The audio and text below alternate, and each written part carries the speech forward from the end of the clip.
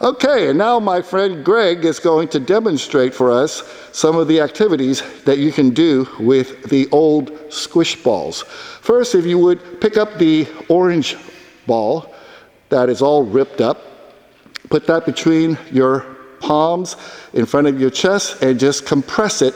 And you see what you're going to do is make the balls flat as possible. You're working on your pecs, your pectoralis, and then let it reinflate, and then just repeat. Do it about 5 or 6 times, and you have a nice little exercise that's going to make your chest and arm muscles stronger. Okay, and now, if you would, pick up the one that has no skin. There you go. Now that one is, you can say, that's just a foam that's inside the ball. You can do exactly the same thing. It makes it a little bit easier because there's no skin to resist. You can also put that between your knees and use your legs to compress it. And you can also, there you go. So you're working on your adductor muscles. Basically, squeezing the ball is working out your muscles. Okay, and Greg, if you could try the small orange one now. And this one, he's again going to put it between his hands, but instead of using his arms, he's just going to use his hands and fingers and squeeze that ball until it's like a tiny little raisin.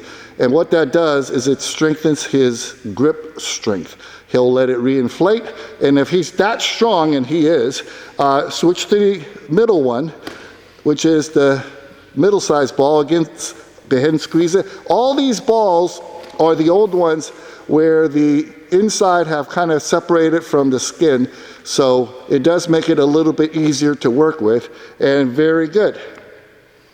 Now, if you wanted to use the brand new balls, which I'm not going to recommend, he could. It does work, but those definitely are much harder to compress and to squeeze all the air out of.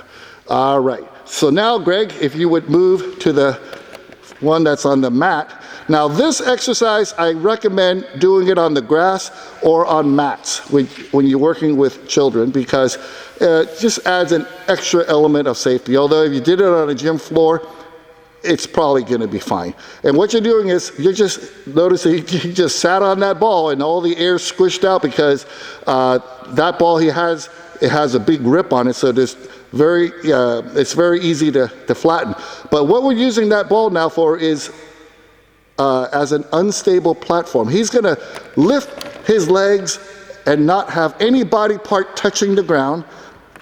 And what he's doing is he's working his abdominals, his legs, his core muscles, and we're going to hold that for a few seconds, and then he's going to relax. And again, this is just for demonstration.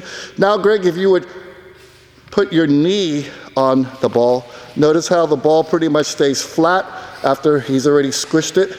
And he's going to put one knee, and this is very difficult, by the way, he's going to balance on just the knee that's on the ball. His toe is not touching in the back, the other leg is up, and he's going to hold that for X number of seconds. And thank you, Greg, I don't want to work you out too hard. If you would now stand up, and this next one is simply put one foot on the ball. And I always tell the students to make sure before you stand on the ball, all the air is out so that the ball is as flat as possible. And on this one, notice he is just balancing on his one leg. And to make it more fun, we're going to say, okay, can you now bend down and touch your toes with your hands and not fall off? So he has to really work on his balance as he does that. And then he goes back up.